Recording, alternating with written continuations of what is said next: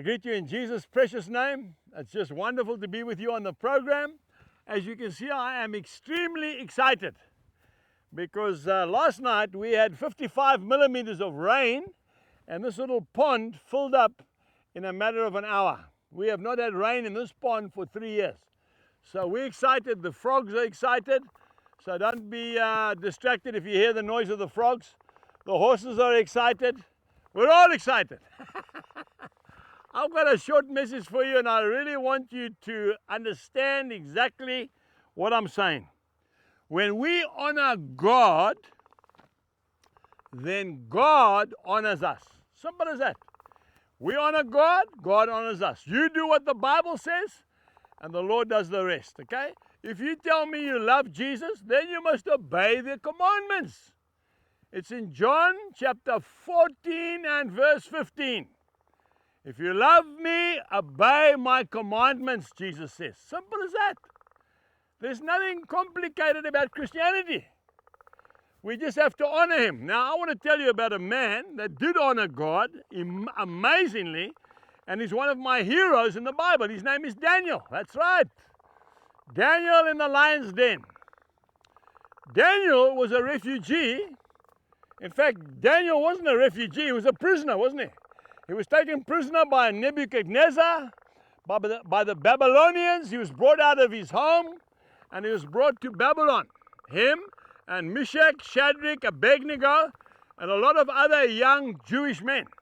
They selected Daniel and his friends because they were handsome, they were intelligent, they were young, they were strong, and obviously Nebuchadnezzar could see they were godly men. And so he selected them. But the eunuch that was looking after these young men was told by the king, make sure that they eat well, make sure that they eat off my table, and make sure that they drink my finest wine, because I don't want them to deteriorate. And so the eunuch came to the men of God and said, these young men, and said, we want to give you the food from the king's table and we want to give you his alcohol. And Daniel said, no, thank you. The eunuch said, you don't understand. If you refuse to eat that food and drink that wine, you'll die. He said, we can't do it. The eunuch said, please do it, because if you start losing condition, I'm going to lose my head. It's in the Bible, in Daniel chapter 1. You can read it after this program. Daniel said, I tell you what, you give us 10 days and feed us with vegetables and water and see what we look like after that. Well, I mean, they just bloomed. They look better than all the other men. Why? Because God was with them, folks. Not about the water and the vegetables. It's about obedience. Listen to what the Bible says. But Daniel purposed in his heart that he would not defile himself with the portion of the king's delicacies, nor with the wine which he drank. See? And because of that, God honored him. Let's go to the same chapter, chapter 1, and the last verse. And this is what it says.